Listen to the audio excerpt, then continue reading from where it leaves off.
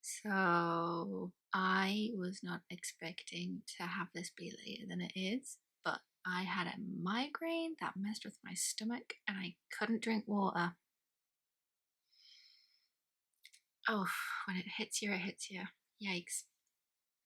Anywho, hi Shell, and hello to all you other wonderful weirdos watching. When it happens, this has to be my favourite so far. Oh my god. This read like a mundane horror. And when I say that, I mean Margaret Atwood really does like to linger in the mundane every day, and it's become this staple through these stories so far. And it's just like small things like clothing or like people's habits or somebody's relationship, the details of those little individual things, and they come across quite well thought out, well put together. And then there's this one. This one reads so much like a horror because there's this woman who lives on a farm with her husband, and the kids have all grown up and they're just talking about the mundane of her growing her own green tomatoes and pickling them, and how she was glad she like learnt to do that early on and didn't break with the habit after the war because everybody else is having to relearn because it might happen. Something's going to happen. Everybody knows it's going to happen. There's this thing that's going to happen, but the prices have gone up, and there's news reports that are saying something's going to happen. There's famine. There's the farmers are being driven the prices up, etc. But it's not going to hit the people who grow the food. It's going to hit the shops. They're the people who are going to get hit with this because people aren't going to want to pay the prices, unfortunately. And so we have this amazing little mundane, but something's off. Something like wider than this farm, this house, this woman. Something's going to happen and she's preparing for it. She knows something's going to happen. And it's just the small little details. Like she's writing out her shopping list on the back of a calendar, like a one that you just rip off, and she just writes out her lists on them. And she's just that's the little details that Margaret Atwood just adds. And to the benefit of this story, it's just amplifies just how caught up this woman has become in this mundane little world, but she's noticing the smaller details that are wrong. And it's like in the news, in the radio, the classical music that's keep playing, that because that was also playing during the war to keep people calm. And she doesn't know what's going to happen. Nobody knows what's going to happen. But everybody knows that something will happen. And after a while, she's just like going through the preps that she's doing. Because she's currently standing at the door, the back door, and her partner, her husband, he doesn't confront her on the spot. No, he builds these things up, and then when they sit down for their evening meal, that's when he starts asking her the things and starts bringing things up that's he's noticed. And when he asks her about why does she stand at the door so often, because she's just standing at the back door looking out, and she just says a lie that she thought she heard barking, but the dogs that they have are right there, and if they heard barking, they would be barking too, and so they didn't pick up on it, and so she knows that lie is like not gonna stick. And so we've got this internal monologue of this woman just like valuing her husband at the same time. She's been saying goodbye to him for so long, because she kind of realized that he's moving across the yard with a hunch on his back, and he's moving slower than he used to. And she just thinks, he can't protect me when it happens. And she doesn't mean to. She doesn't mean it maliciously. She's just like realistic in that thought. And that thought is, how is she going to survive when it happens? And so when she does start her prep, she's just doing things slowly around the place. But one of the things is that they have two guns, a rifle, I'm assuming, and a shotgun. She takes the shotgun. She was going to ask her husband how to give her lessons on the shotgun, but she knows the response is going to be, you lift it up and you pull the trigger. You just shoot. Oh, you want to hit something? That takes time and practice. That's a different thing altogether. It's like run through the whole conversation in her head, and it is fascinating because at that point we stop realizing what is real. Because when she's sitting there with her shopping list, she's just thinking of things to write down.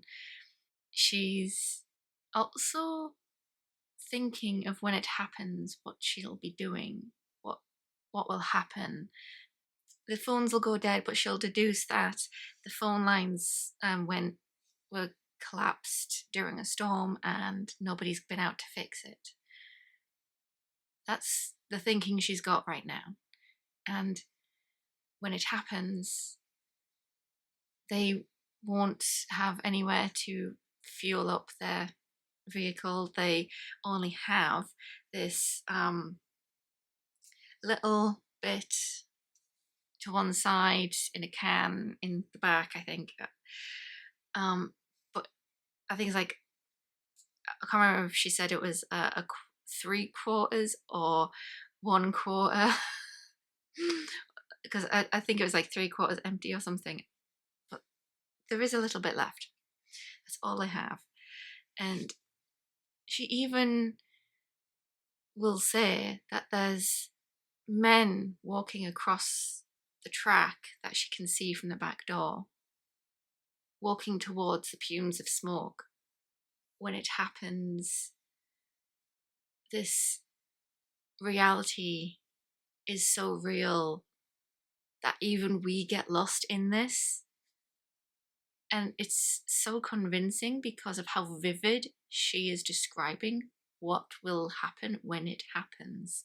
And oh boy, it's really interesting just getting lost in this thought process, because she even conjures up a scenario where people will come with a car and say there's trouble in town, and so her husband will go around, pick up the rifle and be searching for the shotgun that she's hidden, and will fail, and she'll just deny that she knows where it is and kiss her goodbye, even though that would be very unlike him. But it's happened, so she knows he'll never come back. She won't mourn it because she's been saying goodbye to him for a long time at that point. And she knows he won't come back from that. Just a little excursion into town. And so she just packs up.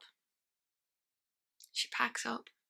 She even, won't trouble herself with anything too heavy. She'll carry light provisions, that like cheese, loaf of bread, just the stuff that she can carry, as well as the shotgun. She's well wrapped up and heads out, not with her parka on because it's not that cold yet, because when it happens, it'll happen November, when the electricity goes down. They've filled up the freezer with all these vegetables, but it's too warm to put them outside in the frost. that inconvenient time. So when she does set off, she walks up that road for ages and ages. There'll be a fire lit to one side, she will notice, and then two men sat around it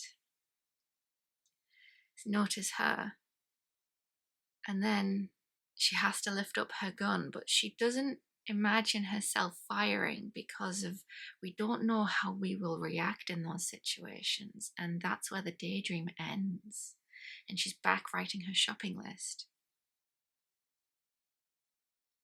It was so vivid, and that's kind of where Atwood's attention to those mundane details really lent itself to that vivid imagination of a telling of a potential story. It's like being inside my own head when my tangent goes one way and it just goes off, because I will also think of the details. My brain will go off on a tangent.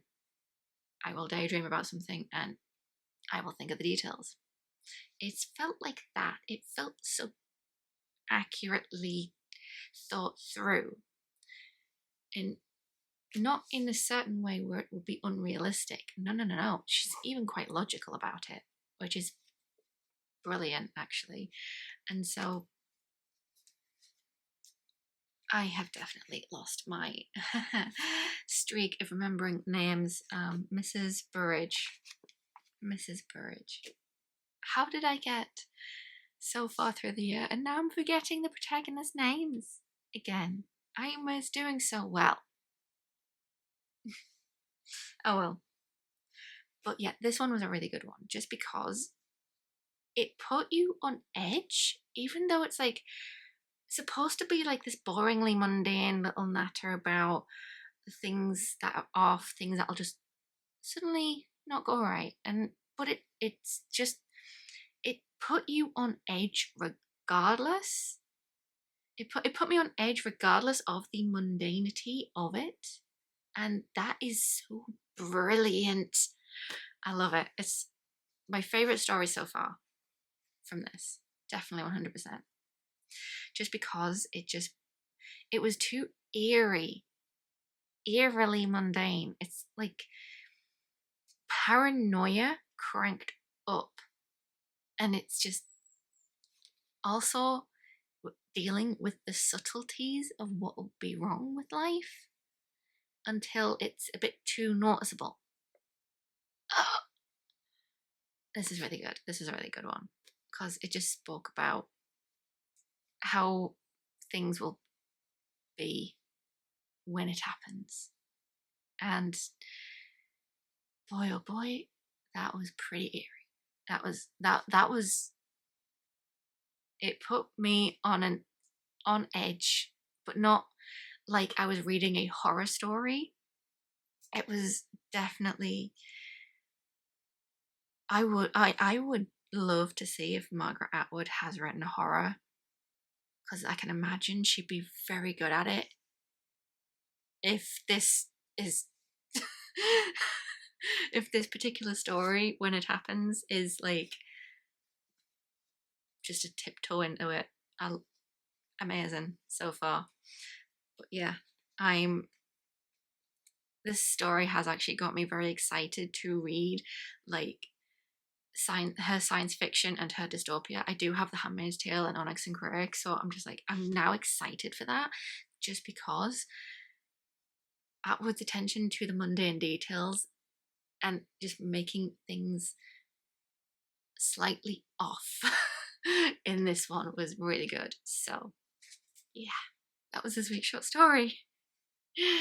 Oh, I'm now officially excited for Margaret Atwood going forward.